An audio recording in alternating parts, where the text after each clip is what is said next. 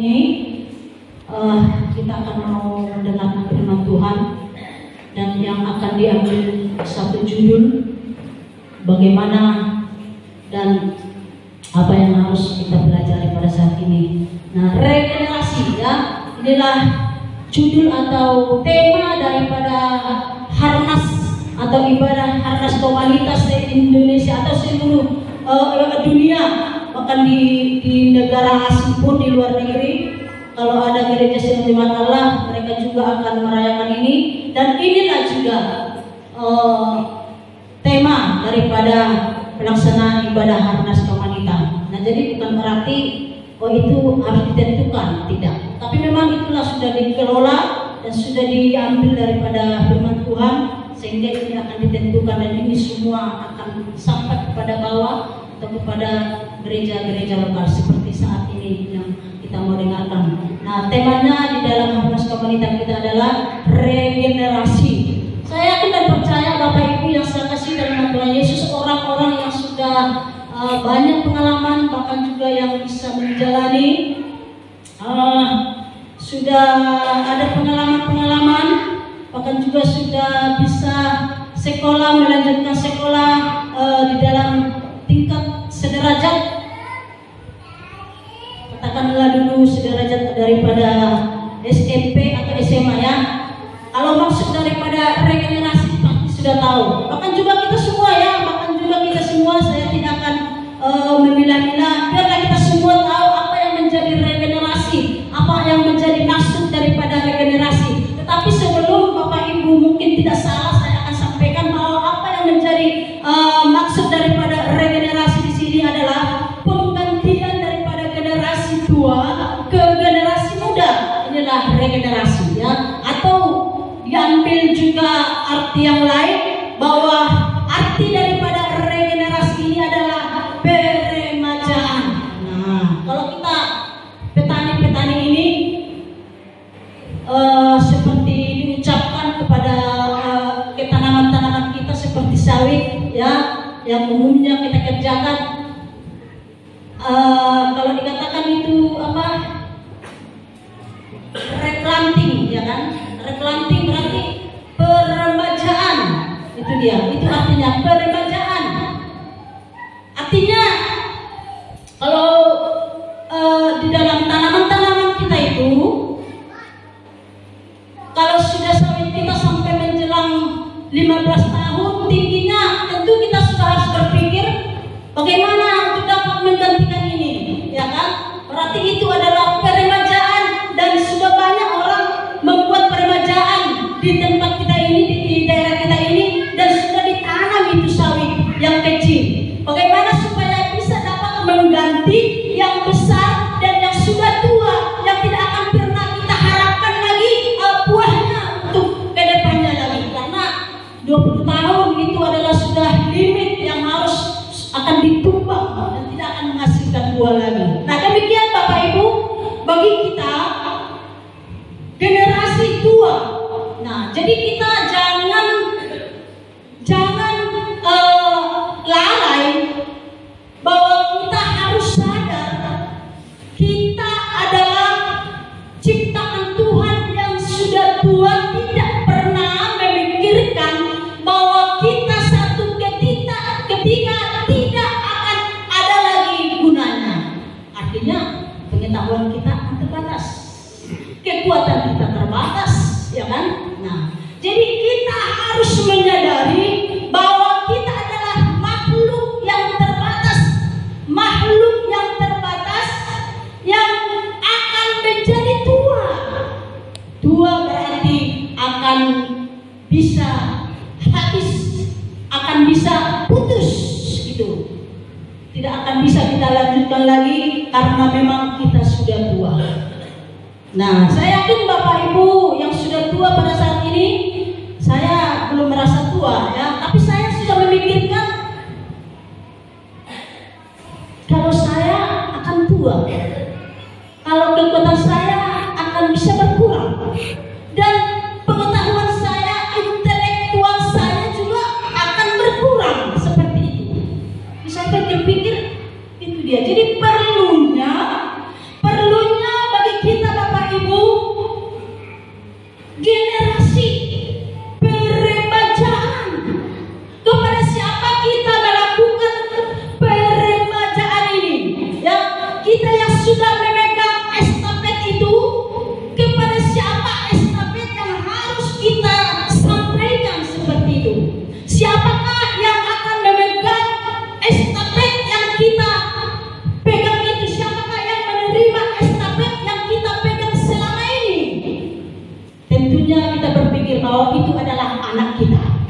Di dalam keluarga rumah tangga kita tentunya adalah anak-anak kita, baik itu perempuan, baik itu laki-laki. Nah, oleh sebab itu, betapa pentingnya regenerasi ya, agar apa yang menjadi rancangan Allah bagi dunia, gereja dan keluarga dapat terus berjalan dengan berhasil.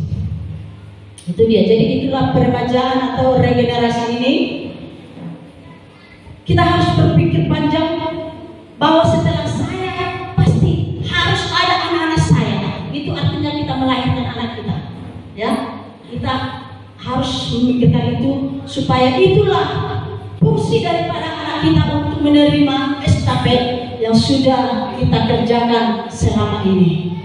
Ya, jadi Bapak Ibu yang saya kasihi di dalam nama Tuhan Yesus, maka landasan firman Tuhan bagi kita pada saat ini adalah di dalam Ulangan 6 ayat 5 sampai 9. Ulangan pasal 6 ayat 5 sampai 9. Mari kita akan membacanya.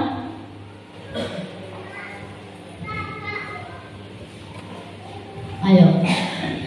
1, 2, 3 ya. Kasihilah Tuhan Allahmu dengan segenap hatimu dan dengan segenap jiwamu dan dengan segenap kekuatanmu. Nah, jadi proses regenerasi ini, proses peremajaan ini adalah harus mempunyai modal. Ya, proses peremajaan ini harus mempunyai modal, harus mempunyai pengetahuan. Jadi kita berpikir, kalau kita memberikan estafet kepada seseorang atau anak kita, apa yang harus kita sampaikan? Seperti itu. Jadi punya proses, harus apa yang kita punya itu, ya harus ada dulu di dalam kehidupan kita sebagai orang tua, apa yang sudah menjadi pengalaman kita. Itu dia. Jadi proses regenerasi adalah ada beberapa butir yang harus kita dengar dan saya sampaikan bagi kita pada siang hari ini, yaitu pertama, harus punya modal yang kuat. Nah, harus punya modal yang kuat. Ini adalah berbicara tentang kerohaniannya, bukan di dalam keluarga untuk memuaskan harta, tidak. Tetapi yang saya maksud di sini dan firman Tuhan maksud di sini, proses regenerasi adalah harus mempunyai modal yang kuat. Modal yang kuat. Kalau dikatakan modal, jangan berpikir modal masalah uang, ya, masalah uang, tidak. Tetapi yang dimaksud daripada firman Tuhan, proses regenerasi yang pertama di sini adalah harus mempunyai modal yang kuat. Nah, apa modal kita? Sebagai orang tua yang harus kita sampaikan kepada anak-anak kita, karena mereka adalah penerima estafet itu. Apa yang harus kita berikan kepada mereka? Harus mempunyai modal. Kita harus mempunyai modal, Bapak Ibu yang sudah tua, Bapak Ibu yang menjadi pengikut Tuhan, ya, yaitu harus mengasihi Tuhan, harus mengasihi Tuhan seperti firman Tuhan dikatakan tadi. Kasihilah Tuhan Allahmu dengan segenap hatimu. Nah, ini adalah modal kita. Inilah yang harus kita kerjakan dan inilah yang harus kita lakukan di dalam kehidupan kita sebagai modal kita untuk boleh memberikan estafet itu kepada anak-anak kita. Jadi kalau orang-orang yang tidak takut Tuhan, orang-orang yang tidak percaya, orang-orang yang tidak setia kepada Tuhan, mustahil bisa memberikan tongkat estafet itu. Mustahil. Tidak ada yang dia bisa berikan kepada anak-anaknya sebagai tongkat estafet. Karena kenapa? Tidak ada modalnya. Tidak ada modalnya yang harus dia sampaikan kepada anak-anaknya. Itu dia, ya, tidak ada.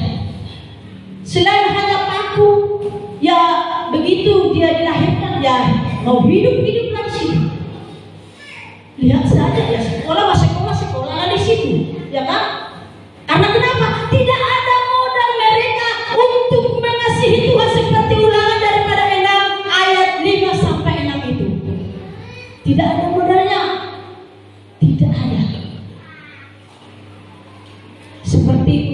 mengasihi Tuhan, tidak ada. Tetapi saya yakin Bapak Ibu, yang saya kasihi di dalam nama Tuhan Yesus pada saat ini, kita sebagai orang tua, ini sudah menjadi modal kita, ini sudah menjadi cara kita, dan yang harus kita sampaikan tongkat estafet dengan cara kita mengasihi Tuhan itulah yang kita berikan tongkat estafet kepada anak-anak kita. Salah satu contoh Bapak Ibu, kita melihat yang punya modal yaitu Lois Eunike. Tahu siapa Lois? Tahu siapa Eunike? Tidak ya? Tahu Bapak Ibu siapa Lois? Itu adalah tokoh Alkitab yang mengasihi Tuhan, yang takut dengan Tuhan, dengan segenap kekuatannya, sampai dia saat ini masih tenar namanya, tidak akan bisa terhapus nama Lois di dalam buku ini. Ya, mari kita akan membaca siapakah Lois dan siapakah Eunike, siapakah juga Timotius itu, yaitu orang yang percaya mengikut Tuhan, yang telah dilayakkan oleh Tuhan, sehingga dia bisa menjadi contoh, sehingga dia bisa menjadi gambaran di satu Alkitab. Ya, Lois itu adalah nenek daripada Timotius yang dipercayakan Rasul Paulus. Dan siapakah Eunike itu? Itu adalah ibu daripada Timotius. Nah, jadi ini satu paket. Lois, Eunike, Timotius. Mari kita akan membaca di dalam firman 2 Timotius 1 ayat 5. 2 Timotius 1 ayat 5, bahwa memang Lois dan Eunike ini adalah sudah tersebar kemana-mana, sudah menjadi teladan dan menjadi panutan. Mari kita akan baca.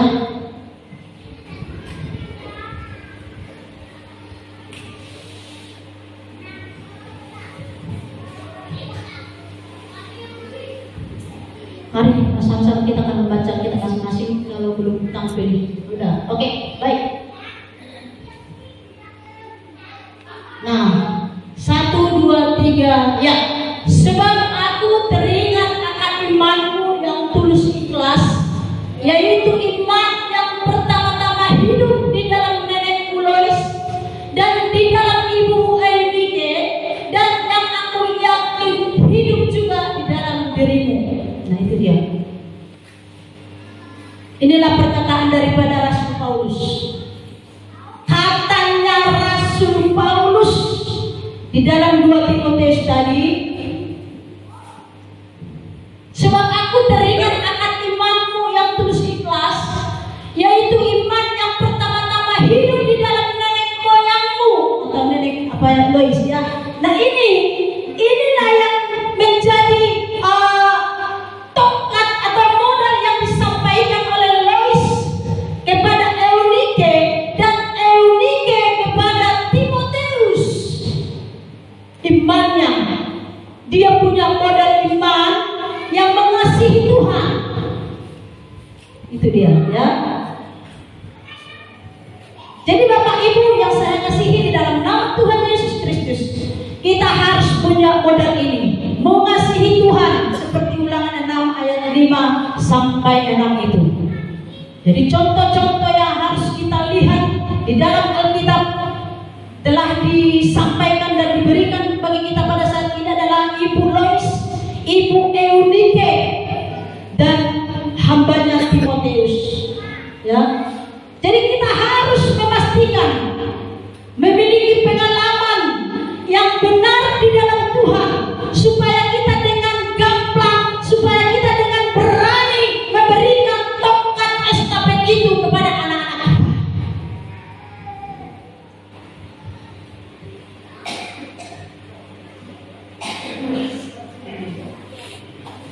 Jadi kita memberikan tongkat itu bukan dengan cerita saja,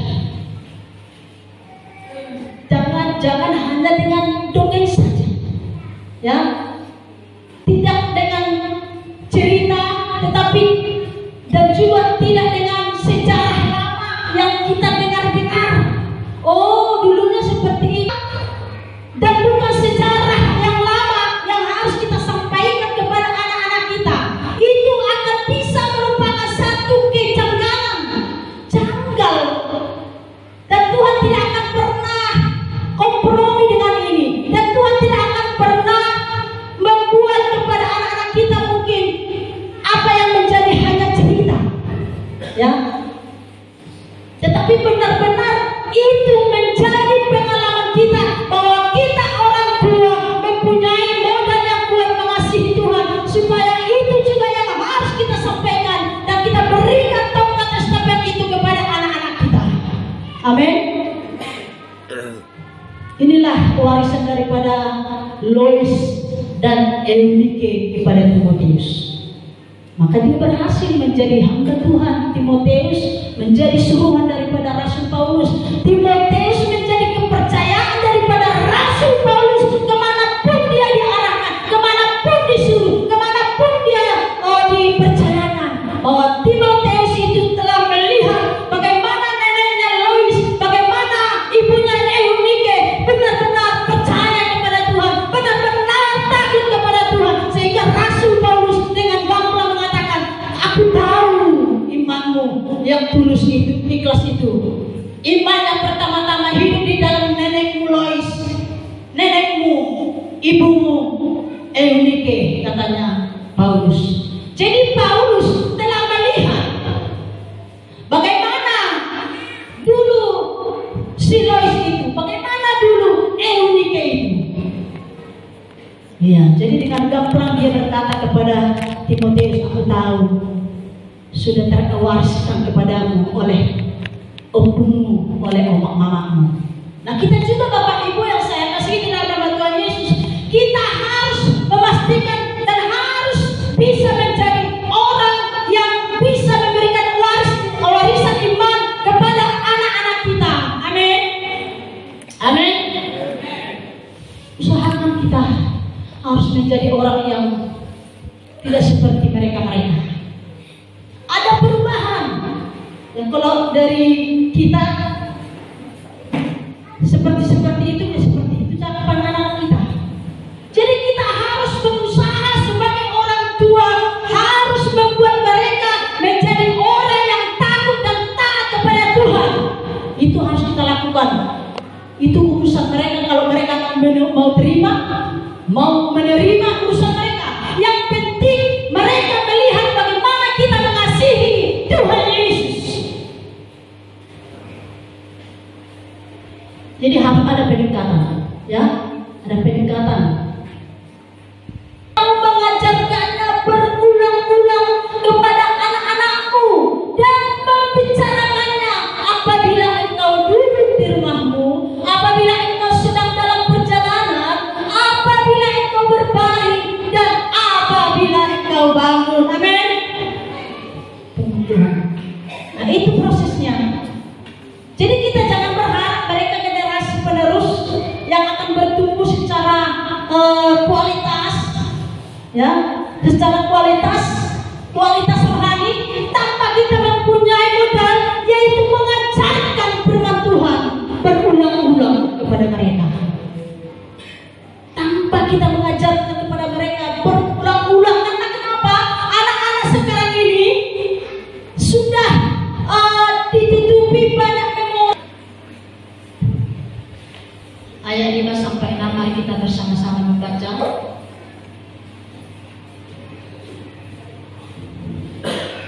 Kalau sudah ada yang dapat, mari bersama-sama. 1, 2, 3, ya. Percayalah kepada Tuhan dengan segenap hatimu, dan janganlah bersandar kepada pengertianmu sendiri. Akuilah Dia dalam segala lakumu, maka Ia akan meluruskan jalanmu. Itulah artinya kita mendoakan mereka, ya. Kita harus percaya kepada Tuhan dengan segenap hati, bahwa Tuhan akan melakukan itu. Tuhan akan bertindak kepada anak-anak kita, generasi penerus. Dan dan jangan bersandar kepada pengertianmu sendiri. Ini kita harus banyak berdoa dalam pengertian kita. Kita harus banyak berdoa dalam pikiran kita.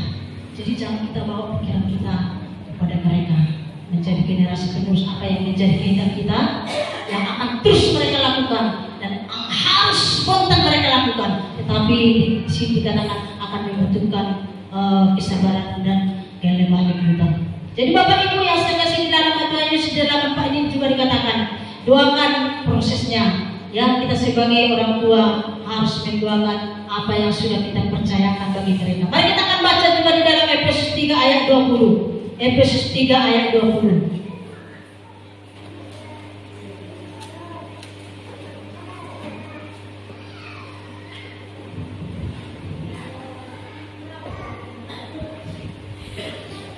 Ayo.